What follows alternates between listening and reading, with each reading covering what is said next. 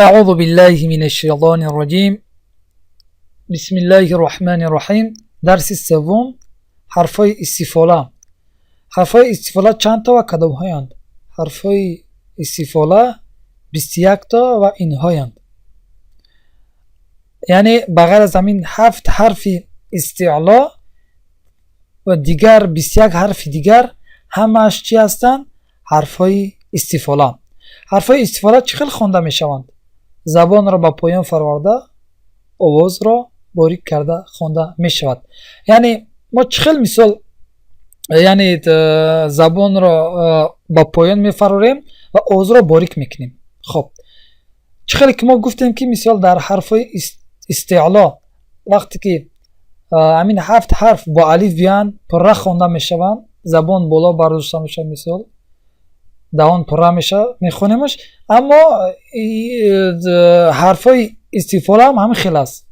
یعنی وقتی که همین 21 حرف دیگر با الف یکجا بیان و حرکت زبر داشته باشند، پس ما زبان رو پایان میکنیم و باریک میخونیم. چخیل این مثالش رو نگاه میکنیم. نگاه کنید. حرف نون چی است؟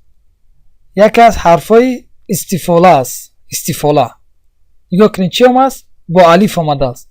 با الف که آمد چی می شود؟ حرکت زبر داشت. چی خوانده می شود؟ باریک.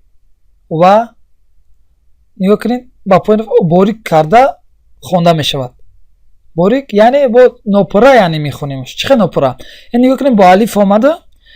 در اینجا ما چی می خونیم؟ ناس نمی خونیم. برای چی؟ ناس.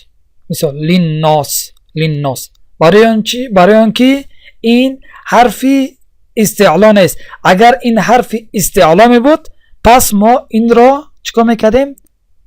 پره میخوندیم، یعنی ناس میخوندیم. اما این باشد حرف استفاله است، پس چی میخونیم؟ ناس، لین ناس، لین ناس. نگاه کنید لین ناس، لین ناس. مثل که بعد حرف نون همین الف مثل او نمی بیاد آوازش.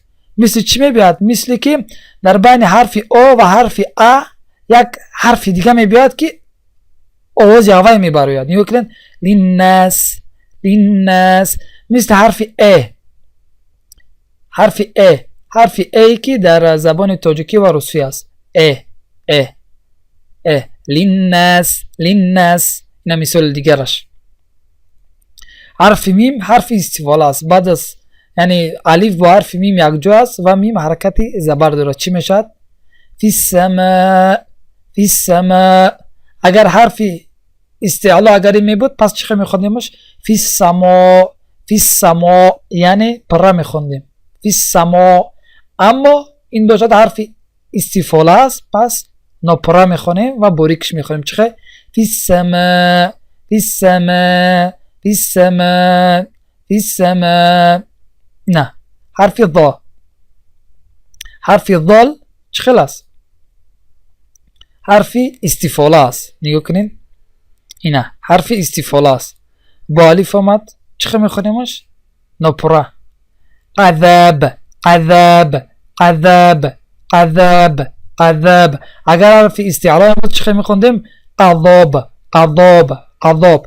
اما این باشد حرف استفاله است، پس ما ناپره میخونیمش و زبان رو پایان میفراریم و باریکش میخونیم. چی؟